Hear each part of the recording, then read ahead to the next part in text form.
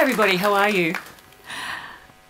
Learning Auslan is an awesome thing to do. Hands up if you've learnt some Auslan in your life so far. Some of you have. For those of you who don't know Auslan, Auslan is an acronym that represents Australian Sign Language. It's a real language. It has its own grammar, its own structure and its own syntax, just like every other language in the world.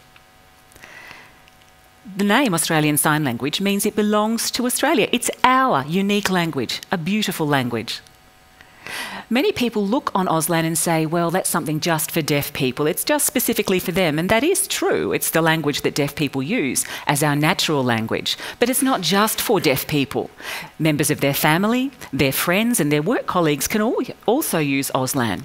People who are keen to learn Auslan can become interpreters and so forth and work within the deaf community. I've seen lots of people in Australia really keen now to learn Auslan because it means they can communicate with people, those people who are deaf, and to form a relationship with them, and those sorts of interactions are then possible. There's been a negative stigma about Auslan and about deaf people in general. And that negativity about Auslan is that it's not considered to be a real language, you know? It's just a communication system that deaf people kind of use as a last resort. I'd like to talk a little bit about something, which is a process of what happens when deaf babies are born and grow up, what it is that happens to them. I'd like to talk about something that we refer to as the greatest irony that's actually happening in Australia and worldwide. This is the greatest irony that's actually happening all around the world for all of our deaf children, the majority of them certainly. I'll talk to you about the process of what happens when a deaf child is born. Two parents are there happily expecting the birth of their baby. They give birth to the baby and they have a whole range of dreams and aspirations for that child's future. And then the baby's born, and there are a lot of tests that lots of newborns have to go through, of course, and one of those is a hearing test. The baby might be less than 24 hours old, or 24 or 48 hours old, not even a day old before the hearing test is administered. And the doctors will then meet the parents and say, well, your baby failed its hearing test. They use the word fail. The first test in this child's life and they failed it. Wow! Imagine what that feels like for the parents. They're overwhelmed, they're grieving, they're shocked, and that grieving process happens because many people have never actually encountered a deaf person ever in their lives until they give birth to a deaf baby. It's the first deaf person they meet, and that's quite profound. The process is then that doctors will come and talk to the parents, and they refer to this as intervention. They talk to the parents and say, you need to do this, this and this. There are a number of tools you will need, like a cochlear implant or a hearing aid, and your child really has to learn to speak and hear. It's the only way that he or she will fit into society. And if they don't do that, they just won't be successful. If they use sign language, well, yeah, it's an option, but it's really not something we'd encourage.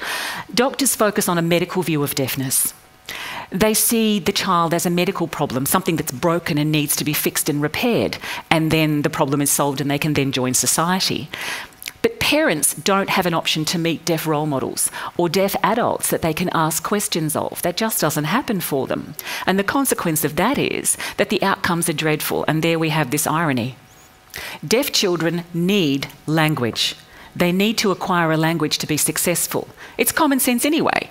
You'd expect that all children, regardless of whether they're deaf or hearing, would have the ability to be able to acquire a language. Statistics say that 95% of deaf babies are born to parents who can hear. I'm one of the odd ones. I'm part of the 5% that's born to parents who are deaf. Those children who are born to parents who can hear don't have access to language acquisition, a culture and a community. It's not their fault, but it's our role then to be part of the advocacy and support for deaf parents to reassure them that everything is going to be okay. For many parents, they avoid sign language because doctors and audiologists and speech pathologists influence their way of thinking, and they say to them, if your child learns to sign, they won't be successful. You don't really want to meet deaf people. That's not a good idea. You need to learn to speak and to use the hearing that you have. There are two reasons why parents are reluctant to learn to sign. The first is they don't really want to accept that their child is actually deaf. They say things like, well, he or she isn't deaf, they just can't hear a little bit. And secondly, they want to change the child to become, in inverted commas, normal. And in their mind, normal means hearing. But the child will always be deaf. It doesn't matter what kind of tools, whether they be cochlear implants or hearing aids that you use. They're not a cure. They are a tool. Children need language acquisition. That's the foundation for their growth and development. Research has proven that auditory deprivation doesn't affect cognitive ability. It's language acquisition. If you don't have access to a language, if you have language deprivation, that affects your cognitive development. Many children grow up having social and emotional issues because they don't have language, they have linguistic delay, and unfortunately, deaf people are 4 times more likely to have mental health issues than other members of the broader community. They have mental health issues because of isolation and also lack of communication. The isolation happens, for example, because the deaf child grows up never meeting a deaf person, never learning how to sign. They don't grow up with peers who are deaf like them. They never grow up seeing a deaf role model thinking, okay, well, you have a job, you get married, you've got a house, well, I can do the same thing. They don't see that. How do you expect a child to grow up feeling positive about themselves and feeling confident without role models who are just like them?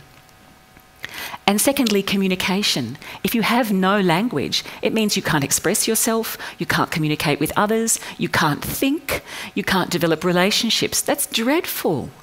Not being able to communicate is such a profound negative effect for a deaf child who doesn't have access to language. This quote talks about the involvement of people in the process of diagnosing the deaf child and so forth. I talked about the medical model and that they're very heavily involved in the early days, but all of those people are people who can hear. In fact, the majority of them are. But there aren't any deaf people involved in the early stages of a child's life. I was born deaf. I'm soon going to marry. I'm still going to be deaf. You know, my partner is deaf. My life experience, my employment and paying off a mortgage happens to me as a deaf person. I'm the one who's the expert. Deaf people know what works and what doesn't. We have to be involved in that process of supporting the parents and supporting the deaf child. In Australia and all over the world, there are many successful deaf people. Successful deaf adult role models who are amazing. Last year, in fact, myself, I became Young Australian of the Year. It was a huge honour for me and for the deaf community. We're everywhere and we have lots of successful deaf people all over the world. Currently, research on children and paediatricians are saying things like, well, okay, deaf children who have a cochlear implant, who learn to speak or use sign language, it doesn't matter really which one they pick. It's most important to have access to both. My first language was Auslan. I grew up using it from birth. I produced my first sign when I was 9 months old. English is my second language, and now I'm a multilingual person. So research is saying children need to be bilingual. They can be trilingual or multilingual. We know that the more languages that any child learns, the better they are. For example, if we're talking about people being successful and achieving things, last year I was invited by the Governor-General to a dinner with Prince Charles. Can you imagine? I don't know there are many Australian people who can say that they did the same. I was in a photo shoot for Marie Claire. And what about this? I'm in a TV advertisement for Woolworths. All over the country I've been broadcast. We need this for our deaf kids. Deaf people are here. Our deaf children have a right to grow up feeling confident and having good self-esteem as a person. The truth is that society says it's convenient for them rather than focusing on the well-being of the child. They get on with their lives, and if they can modify the deaf child to fit in with them, then it makes their life easier. And they think to themselves, well, if I learn sign language, that's such an effort, I don't really want to do that to communicate with a deaf child. But Australia has signed and ratified the United Nations Convention on the Rights of People with a Disability.